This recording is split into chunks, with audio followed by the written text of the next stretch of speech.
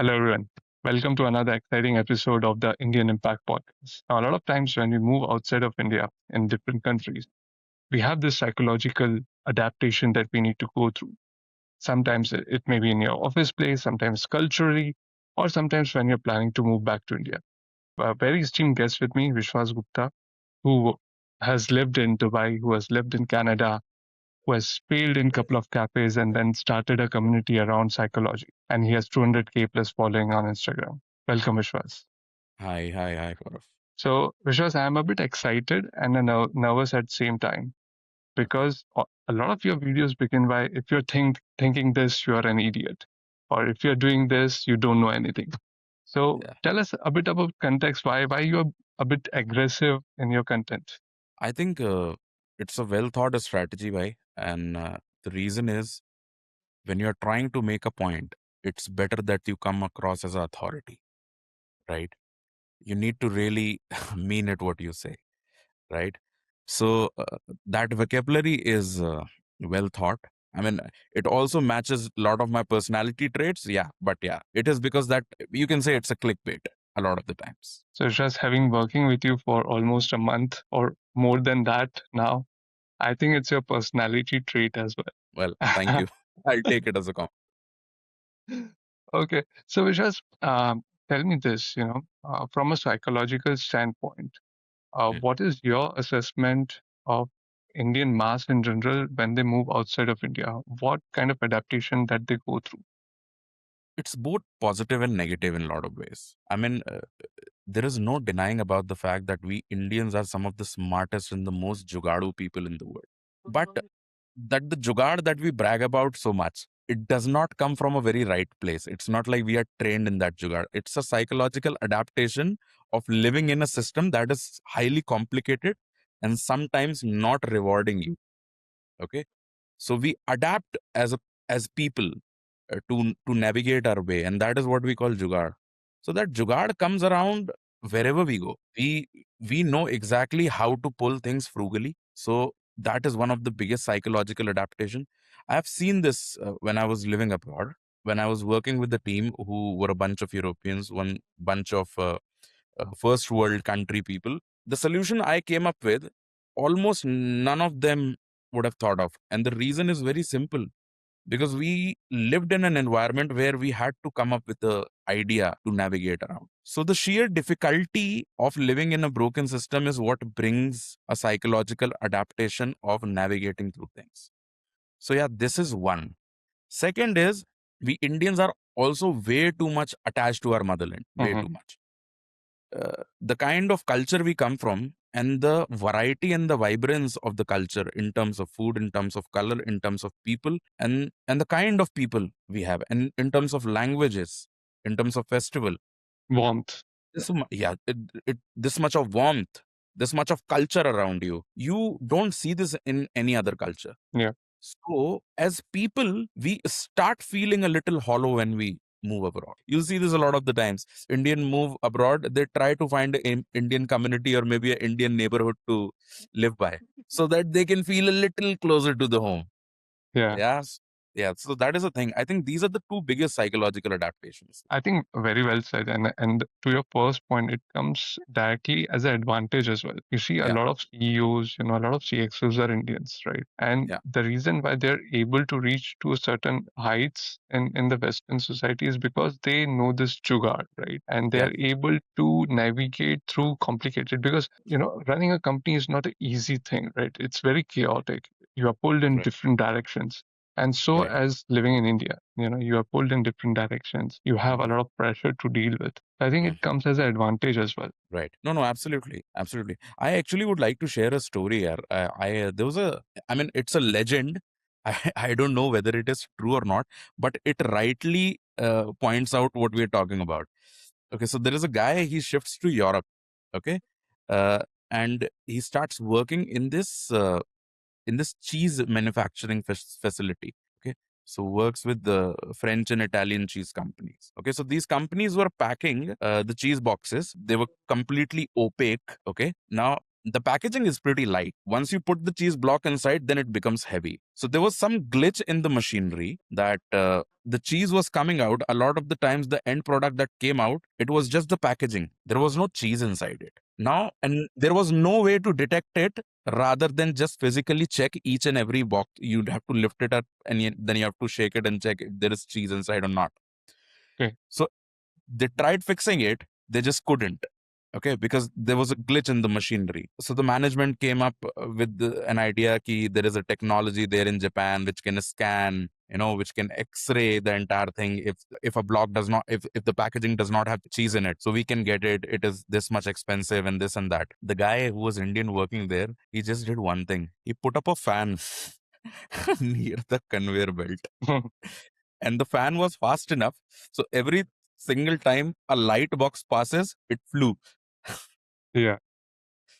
So this was such a genius thing that what he did. Yeah. And this, I think this rightly summarizes the entire thing. I don't think any country can understand the technology in a way that we had these physical fans in our houses when we were growing up, Yeah. right? You land them on the floor and then you have these in the weddings during the summers, right? And they're pretty fast. So he did the same thing. He just used the same technology in a different context. And as children, we would be playing with them, right? We would have Yeah, all absolutely. sorts of things flying. I think this kind of innovation only comes when you have lived in a society that is not really abundant. Yeah. But Yeah, Vishwas, in your content, you kind of always question the fabric of the society in right. India as well. You say that this is not right. This is, this should be improved. But when I hear you now, you are saying that in a way, it's a good thing, right? Right. I mean, so here's the thing. Any kind of growth only happens in friction. Hmm. Okay. If you don't have necessity, you will never have invention. Problem is there. There are societal issues there in India. There are systematic problems in India, but it also leaves a lot of room to create solutions. And so, a lot of the times, like for example, I sometimes criticize this a lot. A lot of the Indians have this point of view that the system or the technology that might have worked in West to solve a particular problem, okay, let's bring that property here, let's bring that technology here in India and try to solve the problem here. It does not always work because Yeah. our people operate in a very different point of view. Like, we have a very different culture, and the way we react towards things is completely out of the box. It's a How bit an more American or a emotional. European might react. Do you think it's a bit emotional than actually logical? Yeah, it is emotional. It is emotional than logical, and I'll tell you why. Uh, there is no country in this world which has 150 crore people and is running a democracy. Imagine what a nightmare it is to manage 150 crore people. That number is mind-boggling, Yeah, indeed. right? Now, a number which is as mind-boggling as 150 crore, it is stupid to say that it is everything is just on the government. Everything needs to be solved through technology. Where people are living in urban areas like here in Mumbai, Delhi, or Bangalore, but there are also people in India who are still living in tribes. Not everything is so well connected over here in the urbanized way that we think the solution should be applicable for, right? So I think the solution India need are somewhat have to be in the line of magic rather than line of technology.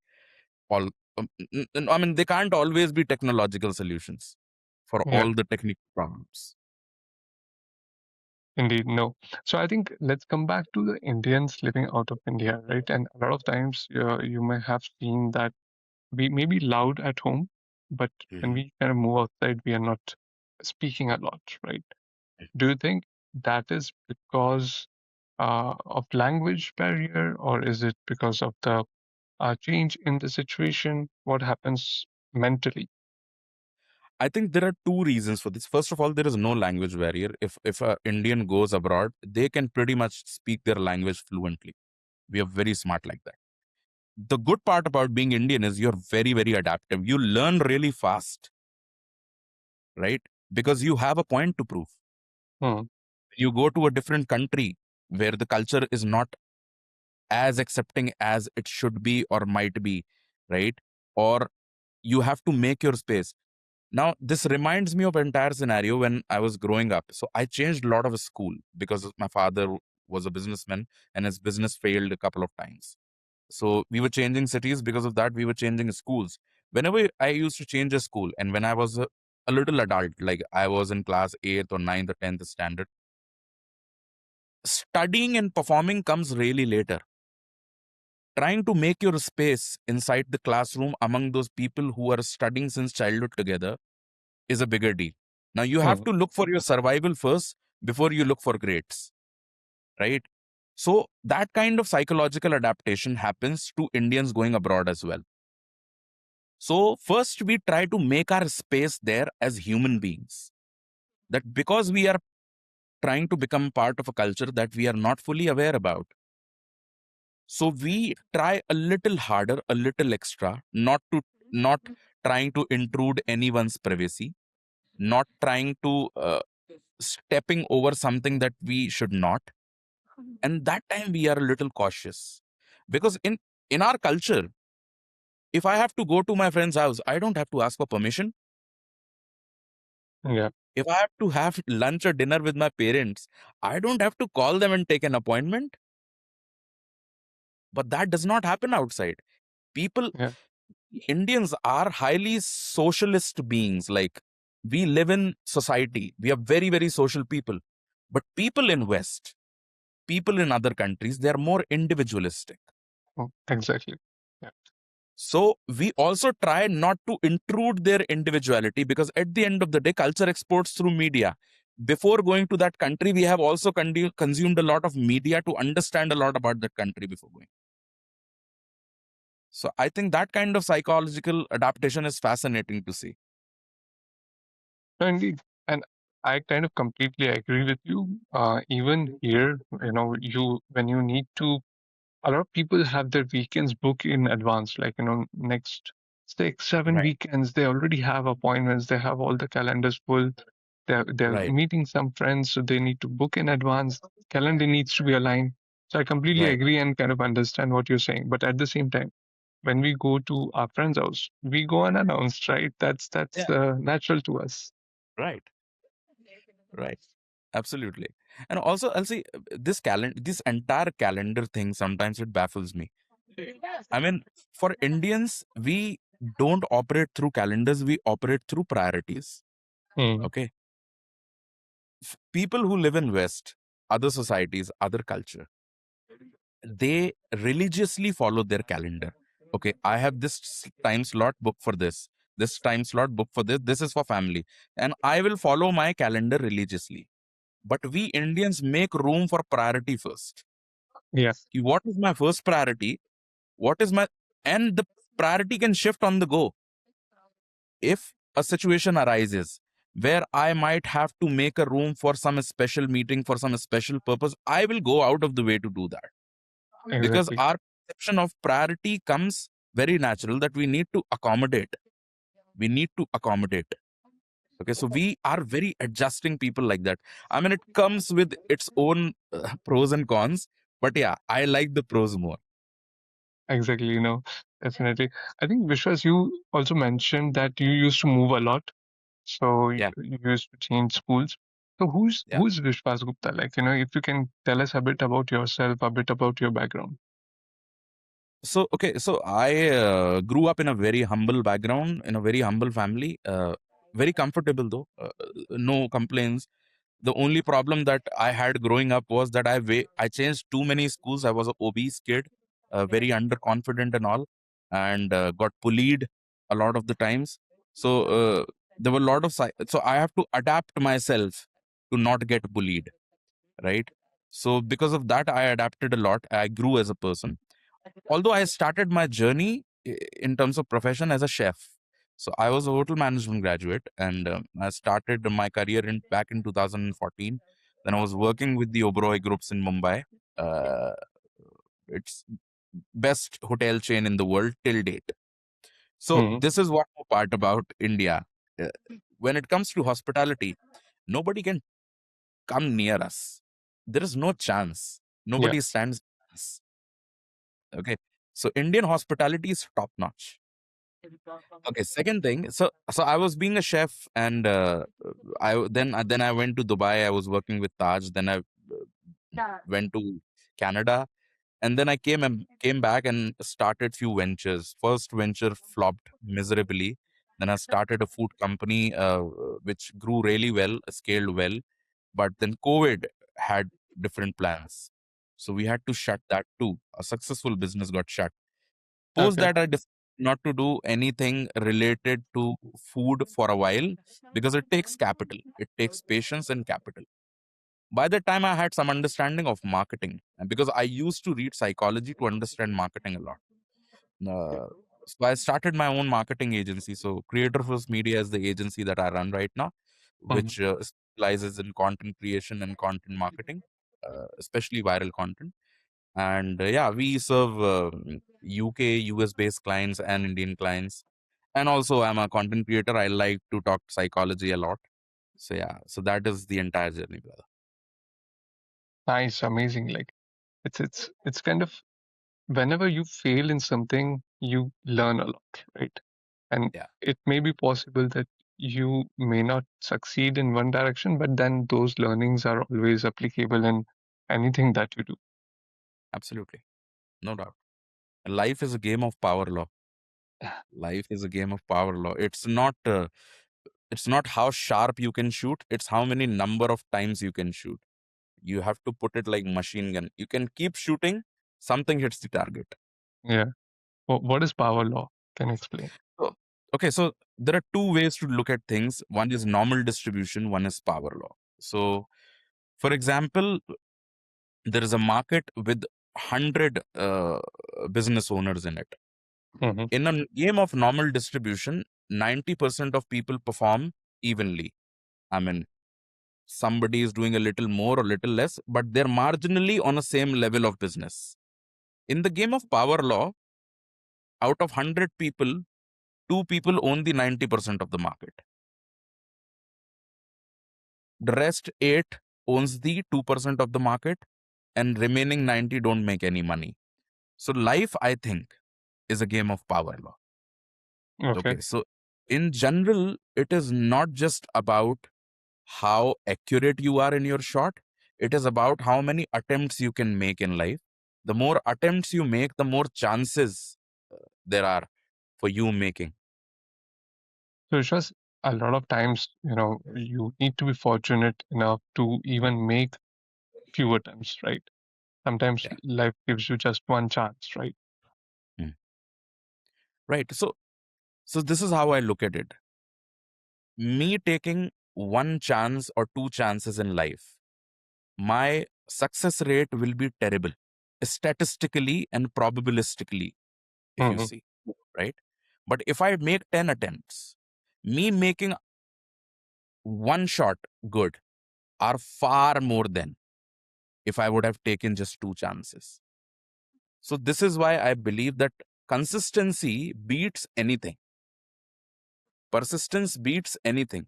People who have the ability to pivot, people who have the ability to just dust themselves, stand up and keep moving, it beats everything. All sort of leverage, all sorts of mileages, all sorts of pedigree and talent.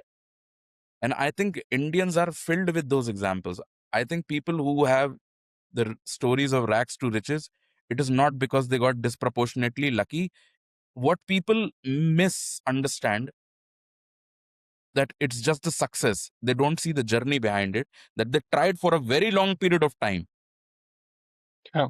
very, very long, and they tried 100 things and one thing clicked. So I think that's important. And those are kind of the stories that you remember as well, right? So, if you my all-time favorite movie is Pursuit of Happiness, right? Ah, So absolutely. Yeah. so it's just Beautiful. keep on trying, right? You never know. Yeah, absolutely. Agree. So, Avishas, you said that you moved back from Canada to India. Was Yeah, there a reason? Like, was it a guilt? Was it your homesickness? What was going through your brain? there were a couple of things. Okay, so this is funny. Uh, I was stuck at a place where there was no Indian. Okay, so the people I was working with, they had very they had a cultural difference of another level with me. So I was not able to accommodate myself even after trying a lot. Number one. Number two, the country was too cold. Okay. So because of the cold, there was absolutely no sun. Okay. For days, I couldn't see any sun. Right. There was nobody to talk to. So, of course, no, it was not just homesickness. There were a Mm-hmm. lot of things that contributed to that homesickness. And because I was really good at my job, so I thought, if I'm so good, why not go home and try something of my own? Yeah. Yeah. Okay. Although I was wrong because I didn't know how to market well. But yeah, I am glad that I came back home. I'm glad that I came back. So, Vishwas, now you kind of, touched upon the same point that giving yourself a chance, making another try, it doesn't matter. If you're Yeah. not happy, if you don't like it, just try something else, right? And a lot of people who may be listening to this would be in a similar situation. So, Right. but maybe they cannot move back like you did. So, what should they do to kind of adapt? Okay. First, have some cushion. There were a few mistakes that I made. First, I didn't had a thick enough cushion when I came back because I don't come from a family background where my family could support me in a way that I wanted them to. They were not doing really well. Uh, so I didn't had a good cushion either. So that actually translated into a long period of struggle, which should not be the case with you. I'll suggest when you move back to India after working abroad, have some connections already built here in India. And it is a great time to shift back to India. Hmm. The world is changing right now. And the speed with which we are growing, I mean, and I don't believe in all these charts that these foreign countries produce every year and whatever rank they give to India. I don't think that is completely true. It's highly biased. Okay, so I think it is a great atmosphere over here to build something here in India. And there are few things. First, have a cushion. Second, have a plan. Always have a plan before you come back to India. And have connections. So it is a good strategy to create at least 5 7 good quality connections before you come back, and a plan in place which you can just come back and start executing. Because if you'll come back and start looking for something what to solve, it might take a while. Yeah, if you're planning to start something, right? But if you're even planning to maybe move back and have a job or work somewhere, even then you should have a cushion. You should have at least 1 year or 2 years of savings that Yeah, would yeah, help you sure. survive or create Absolutely. alternate income sources. That is Yes, also something that you can do. yes, absolutely. That is what I mean by cushion. Cushion is something that, because, and also what happens is a lot of the time when people migrate back to India, to their hometown, now because they have earned in euros and dollars and all, and because they have lived a lifestyle over there. Okay, uh, I mean, you can afford a far better lifestyle here in India in tenth of the price, right? Yeah. One. Number two, but they come with a specific notion. They come with a specific notion of solving a specific problem here back in India using a foreign method, which does not always work really well. Hmm. What might have worked in US or in Europe, there are less than 50% chances that it might work here in India. When it comes to a lot of societal solutions in terms of business solutions, a lot of people tried doing this, but a lot of people failed miserably. And this is one of the reason why the startup ecosystem in India bleeds a lot of money, a lot of the times. Hmm. Because if you major consumption happen in the pockets of India, in few pockets of India, which are metropolitan areas, highly urbanized areas, right? So in Indian market, you need scale to make any kind of meaningful money. To reach a scale, you need to acquire a lot of customer. To acquire a lot of customers, you need to invest a lot of money. So that's why here VCs bet more on the distribution side rather than the R&D side. Indeed. Right. So this is one of the reason, and this is a pathetic reason actually. Actually, the R&D should be happening in India in a very different way altogether. I think India has far more, like for example, right now we are trying to get into the race of AI. Okay, sure. If it is the future, why not? But that should not, this is just my perspective. I don't think that should be our priority. Mm-hmm. I think there are multiple sectors in which India can grow fast. Like it can, like food is one of them. I don't understand why are there no QSRs chain across the world which are Indian. Why are we not able to build a McDonald's from India, maybe in some other name? There are Indian restaurants across the world, but why aren't they as big as something like McDonald's, something like a Starbucks? Yeah, Because maybe our culture because is highly infectious. I think I've also kind of wondered that, and I think the conclusion I was able to make is uh, our food is not very packageable, you know. So a lot of times we have curries and rice and, you know, a lot of gravy, and that is not very packageable. Mhm, And secondly, I think we as Indian like to eat fresh, right? So uh, that's why we have a lot of restaurants, but a chain would not produce it on masses at fresh, right? They would kind of freeze it. They would take it out of the freezer, heat it, and give it to you. So that's what mhm. generally happens. Okay, so I think, Gaurav, that won't be an issue. And I'll tell you why. I have been a chef and I know it is not the issue that Indian food is not packageable Hmm. because I have worked in this industry for quite some time. It is packageable. It Okay. is completely packageable. And if it was not packageable, why are there so many Indian restaurant chains or QSR chains here in India? Because from any stretch, India is not a small country, Yeah. right? So if we can operate like 500 outlets over here in India, we can operate 50,000 outlet across the world as well. That won't be an issue.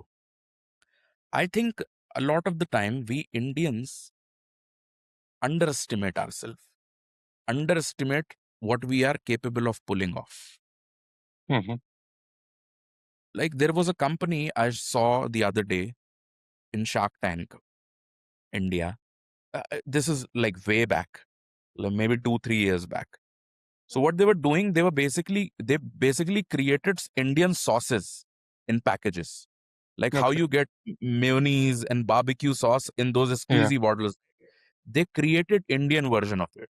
Okay, like Indori chutney, like and there's some chutney with which you have with dosa, and then there is chutney you have with poha, and then there's chutney you have with samosa, right? Yeah. So they created that product, but their sales were not going really right because, and I have the hypothesis why the sales were not very good, because the product was phenomenal according to the people who were sitting there tasting the product, and the reason was they were selling it in the wrong market. Hmm. If I have to eat a dosa at home, if I have the capability of making dosa at home, I can also make the chutney there, because dosa anyway, making dosa from scratch in home is anyway a tedious process, is a Yeah. lengthy process. So if I am going that much, I can also make a coconut chutney. But who can't make a coconut chutney? European market, US market, first world countries, because it is not culturally identical to them, right?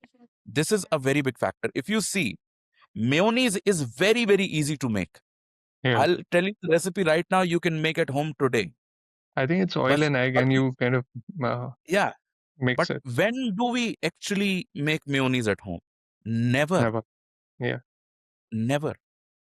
So It is not about the ease, it is about the export of the culture. Ketchup can be made at home, every sauce can be made at home.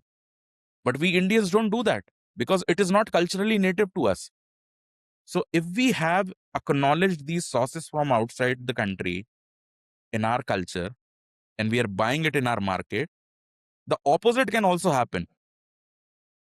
Maybe also it's possible that the market is so big that, kind of spreading across or spreading outside is a bit more challenging than actually capturing the Indian market itself. That is itself Right. a big market, right? Right, absolutely. So this is how I see this. If I talk about for this particular business, they will have a hard time scaling here in India because what the product that they are creating, local shops create those product themselves. I have never seen any local shop buying a coconut chutney from a vendor, Hmm. but they buy mayonnaise from a particular supplier. They buy a ketchup from a particular supplier. They don't make it in house, right? Now the same thing can happen outside as well. So for this particular product, if I talk about why these products don't go outside India, there are a couple of factors. Number one is the way VC ecosystem is designed. Okay. All the VC ecosystem, the money that infused in our country comes in dollar and it comes from US directly. Hmm. Right. So there is a currency arbitrage, right? If you It is very easy for US to give $1 million, or US VC to give $1 million to a Indian founder. $1 million is how much? Like 8-9 crore rupees, right? Yeah, But for Indians, 8-9 crore is a big money in funding, right? Now, if a Indian company want to grow there in US, the amount of money in the Indian rupees they will require, exactly. that is too much.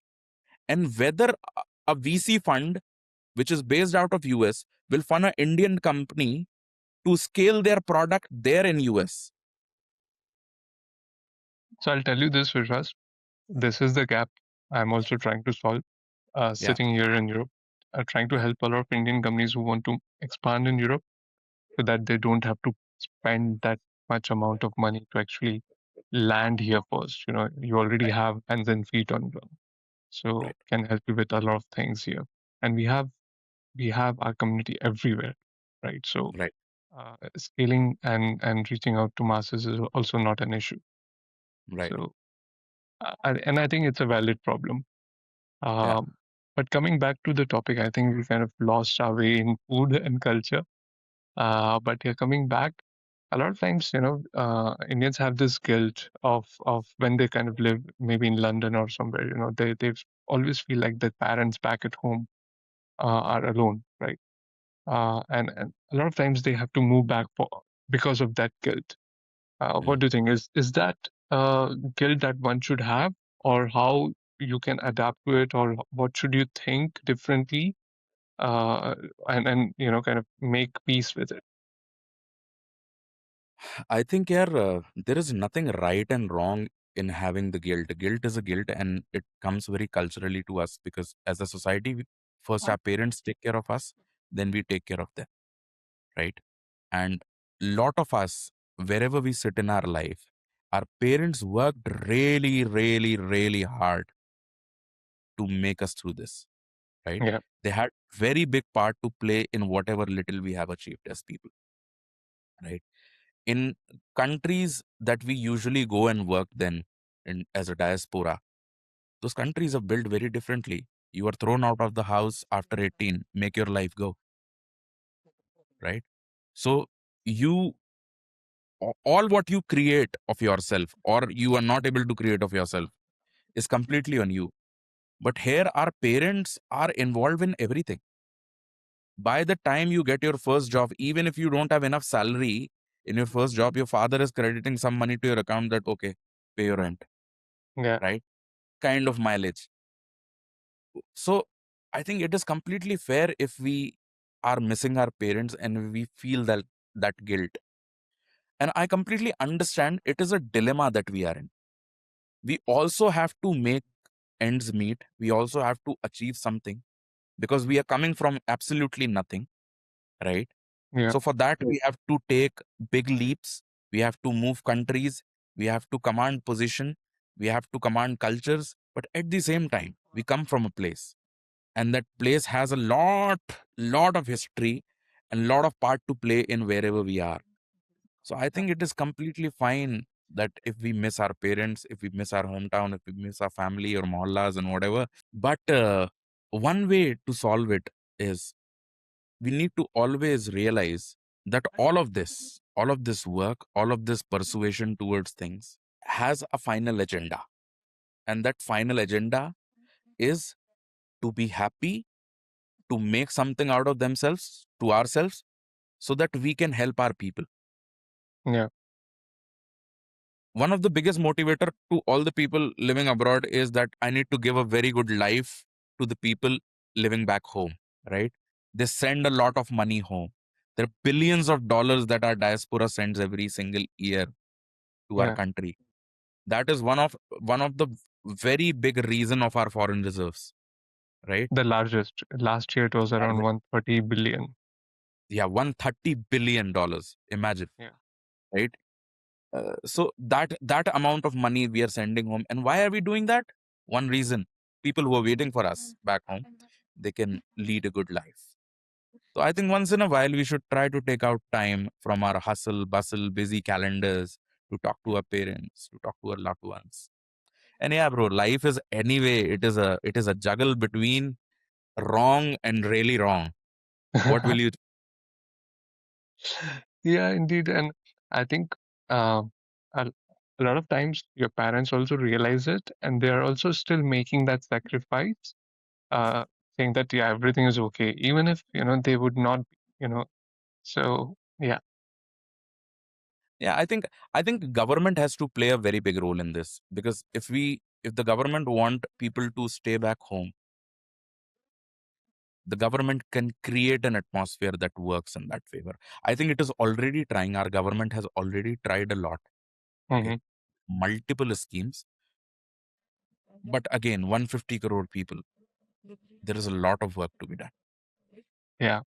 And on that point, I've kind of partnered up with a company based out of Bangalore who takes care of Indians and their parents who are living in Yeah, India. yeah, They have 30 plus kind of cities where they kind of provide services. So yeah, right, so there's these kind of solutions also emerging, right? right, absolutely. And it's a beautiful solution for an Indian problem. Yeah. Very Indian problem, very Indian solution. So great. I mean, these kind of businesses should get all the limelight in the world. So you also talked about difference in raising kids here. Yeah. So once you're 18, you are kind of out of the house, you go and live your individual life, right? But we as Indians kind of raise our kids here very differently, Yeah, and in very Indian way, right? So, uh, and sometimes it's also a thought that should we adapt to where we live, or should we still keep on doing what, how we were raised? So that's also a kind of mental challenge that diaspora goes through. right, right. No, no, absolutely. And I'll tell you, I really feel a lot for those kids who are Indian by origin, but they're citizen of some other country. Okay, they're born in US or Europe or maybe wherever. And I'll tell you why. Because a kid is not just raised by parents; it is raised by the entire society. Hmm. Right. When a kid is born, your immediate environment is your family, your father, your mother, or your nurturers, whoever they are around. But the country you live in is the society you interact with. When you go to the school, you don't see the same kind of environment what you see in an Indian school. Okay, it's a very different. So at home, you are taught to be more socialized, be more accommodating, to have Indian values.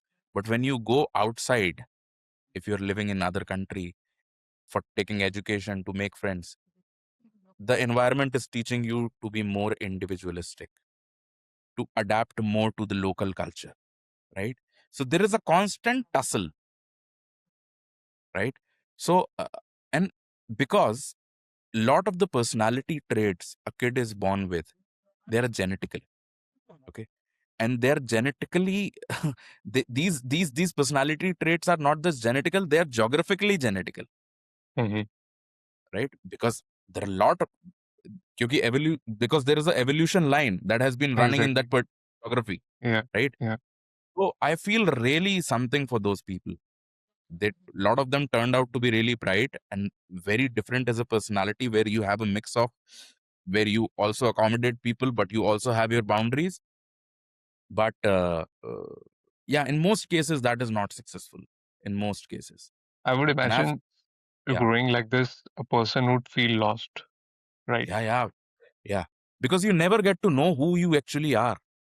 There are Yeah. two very different learning that you are going through, two completely different functions. Like for example, in Europe, people are not really Christian in Europe anymore. Europe has grown out of Christianity and believing in God, right? Yeah. But as Indians, we still deeply believe in God. We are not atheists, we are not yet there, right? When you live inside your family is teaching you to pray God, right? To believe in something, to believe in Yeah. a higher authority. But when you go outside to make friends, you see something else, you discover something else.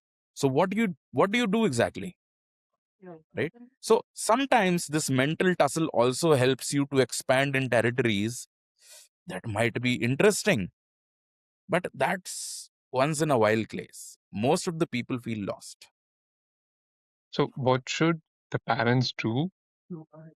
I'm sure a lot of parents would be facing this situation with young kids, right? So, what should a parent do in order to make a child more kind of, here's what I think, so when you feel lost, you kind of try to find your own way, right? You try to find your own place.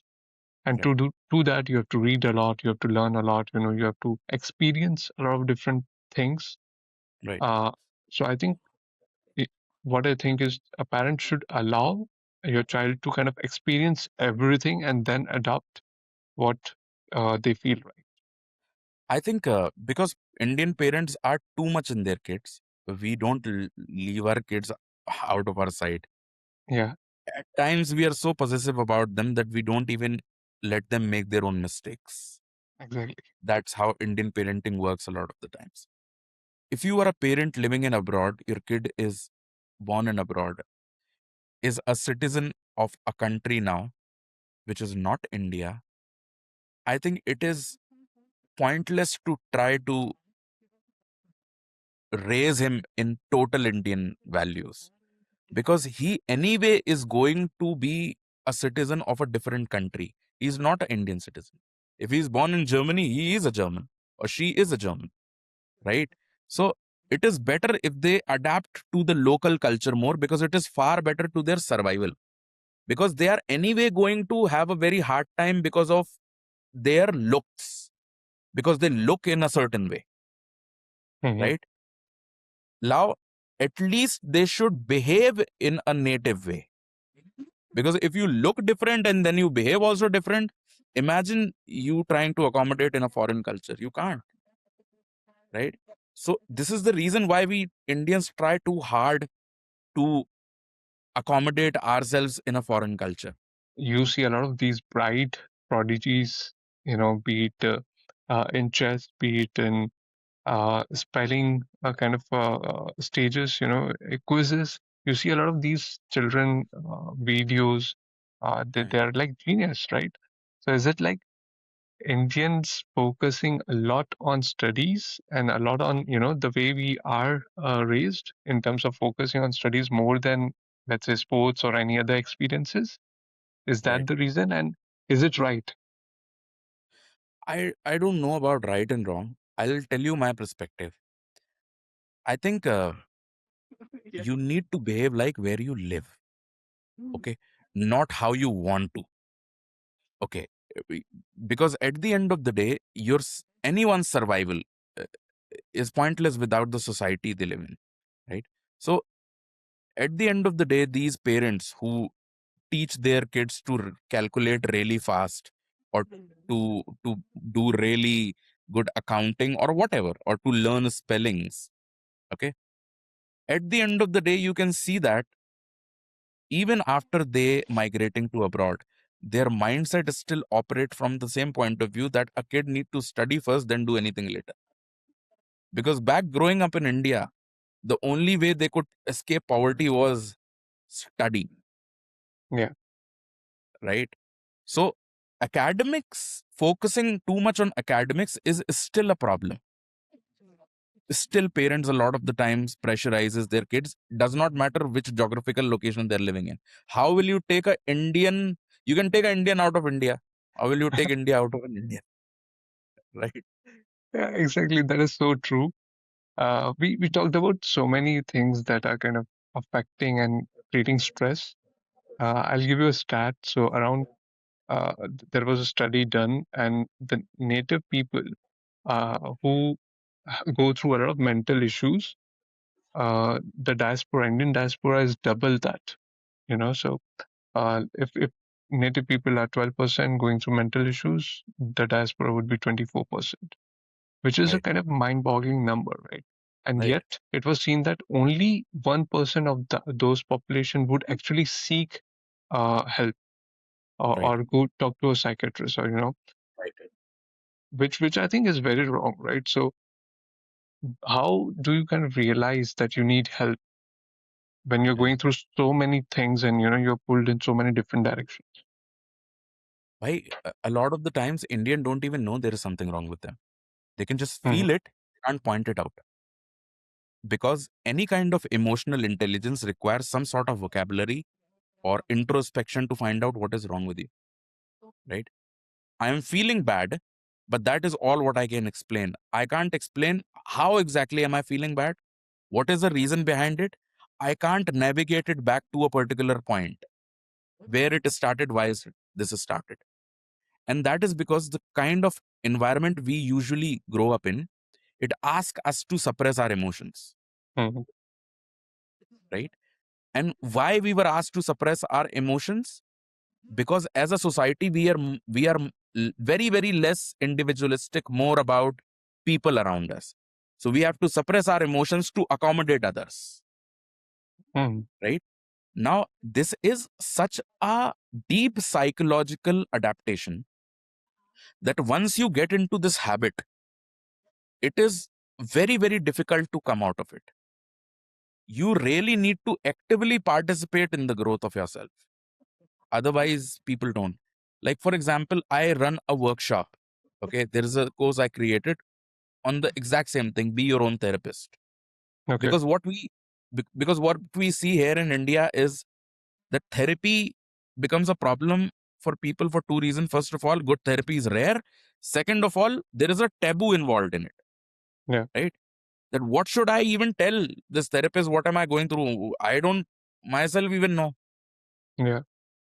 So then I came up with an idea that, okay, let's help these people out by exactly telling them how they can navigate to their own emotion, how they can find a path to where the pain starts from and why it started, Yeah. right? Because until and unless the problem is not identified, there is no solution to it. So I think if there is an emotional problem, the only way to identify that problem is to not run away from it. The problem is, even in India or living outside India, especially when you live outside India, the life or the market, the way it is created, it does not leave you alone even for a second. So you don't even have the time to sit down and to process what is going on. Yeah. Especially, I have few friends who live in UK and US. Their lives are so tight. On weekends, they just want to lie down, sleep, and do nothing. They don't want to do anything else. Yeah. And whenever you feel a little discomfort, there is always a constant dopamine of social media. Just take out your phone and start scrolling, right? So And that's kind of introspection, adding to the problem, right? That's not solving anything. that is that is escape strategy. And the thing is, market has given us a perfect escape strategy from any kind of problem in the world, emotional, physical, mental, whatever, and that is our phone. Yeah. You scroll for 5 minutes, you are in a trance, and you forget all your problems. Go back to being what you were doing. So, Vishwas, I totally agree with this. The emotional suppression that you talked about, I have another theory as well. And tell me if this is correct, okay? So, when we grow up in India, with kind of Indian parenting, we are told exactly what to do and when to do, right? Right. Till the time, even, we get married, we are told, get married to this person or that person at this time, whatever. And once that happens, a lot of times we are left alone, then no one tells you what to do. And Right. till the age of 30 years or 25, 30 years, when you're constantly told what to do, your decision making capabilities have not developed, right? Right. And when you start to then take decisions on your own, you're now an adult, you're married, you may have kids, and you need to kind of Right. decide everything on your own. Then you're Right. left by yourself. You don't Right. have anything. Um, and at that point, your parents consider their job is done. Yeah. The kid is Absolutely. well settled. They kind of consider and they kind of move on. But Right. that's where the actual problem starts. That's where you don't know and you feel lost and you are pounded with so many things going on in your head, and that's what ends up you in trouble. That's kind Right. of my theory, and I've seen a lot of No. examples like that. Yeah. Yeah. I've seen a lot of examples like that. That is absolutely true. I mean, you can see from this that grown-up men and their clothes are being bought by their mothers still. Yeah, yeah, Can't decide what to wear as an underwear. I mean, it's completely bizarre, right? yeah, Not able to talk to a girl, have never flirted with a girl in their entire life, never approached somebody out for a coffee. In the conclusion, in the contrary, what happens is now you have very limited female interaction or male interaction, vice versa bhi ho sakta hai, right? yeah, And then suddenly you are put up in a situation where you have to marry a person within a week in an arranged marriage situation. And then you're trying to navigate how to go, where to go, how to do it, yeah, right?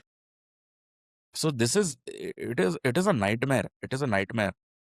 I mean, you rightly said the decision making capacity of people only develop when you let them decide. It's a yeah, muscle that only develops when it gets used. And all our lives, our parents decided, society decided, teachers decided, even whom you are going to be friends with, what career you are going to pursue, what subject you are going to take. yeah. Everything is decided by somebody else. And then suddenly you are thrown in a world where you have to decide for yourself. How the fuck are you going to operate? And it's very, very kind of unforgiving world in that way. And Right. that's one of the things I really like about Western societies. Even from childhood, they kind of teach you to decide for yourself. Do you want to Yeah, do this? They'll tell you what is the implication of doing something, but then absolutely. they'll let you decide. If you want to do it, it's okay, but then this thing is not good for you. They'll tell you like that. Absolutely. Absolutely. I mean, I completely agree, brother. I mean, everything comes with a trade-off. Indian society operates in a certain way. There are cons to that, but there are also pros to it.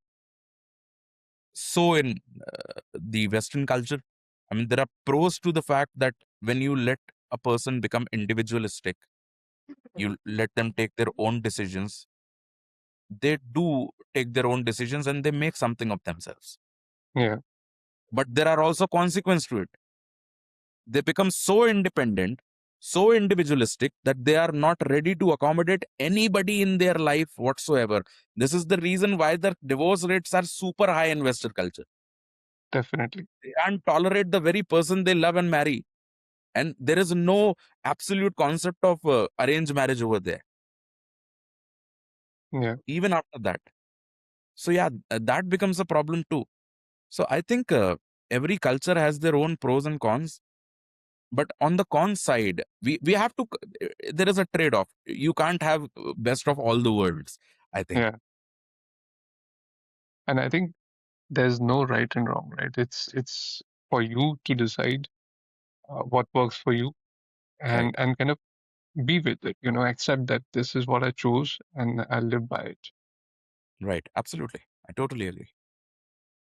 So after all this kind of, issues that we have discussed, I kind of think highly of people who have made it big, like, Sundar Pichai, Satya Nadella, Ajay Bangal, these kind of people who have kind of made it really big, coming out of all these kinds of, a lot of times we think that this is my problem, this is what I'm facing, but no, it's it's it's everybody's problem. Everyone would have gone through the same thing and still navigated and reached to success. So we always see that person sitting on top as an inspiration, but we don't know the journey, right? Right. And I think we Right. also said that. So that makes me think very highly of these people who have, kind of moved out of their ways, adapted, and reached to success. Right. Absolutely. And also, I loved when Ajay Banga said in one of the podcasts, I think it was Nikhil Kamat's podcast, when he said that flexible people are lucky. That Yeah. is so true. You can't go to the other culture and be rigid. You have to be flexible to be lucky. I think as Indians, we are very flexible. We are like bamboos. It's not easy to break us. We'll Mhm. bend no matter what the wind is. And with that thought, Vishal, it was really nice chatting with you. Thanks for taking out the time. And No I problem. learned a lot of things. Hopefully, everyone did. Thank you. Thank you so much. Thank you for calling me, Gaurav. Thank you.